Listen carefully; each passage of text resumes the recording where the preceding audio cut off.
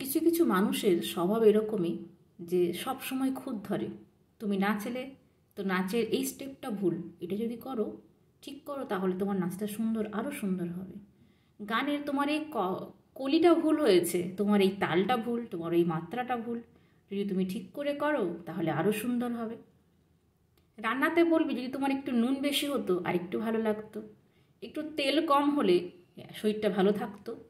নানা রকমের একটা আবৃত্তি করবে, আবৃত্তির এই রিদমটা তোমার ভুল হয়েছে, এই উচ্চারণটাতে যদি তুমি হালকা করে নিতে আর একটু মিষ্টি মধুর লাগতো।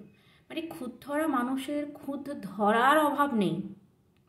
আর আমাদের মানে আমার বিশেষত সেই খুঁত ধরার মানুষদের প্রতি শতকোটি নমস্কার।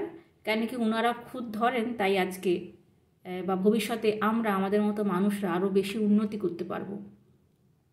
তো যারা খুঁত ধরো তারা খুঁত ধরতে থাকো, আর যাদের খুঁত ধরা হয় তারা মন খারাপ না করে বরং ওই খুঁতগুলোকে নিখুঁত করলেই আমরা বেশি উপকারী হব, মানে আমাদের লাভ বেশি হবে। আর ওরা খুঁত ধরে ধরে ওদের জীবনটাই খুঁতে ভর্তি হয়ে যাবে। Thank you.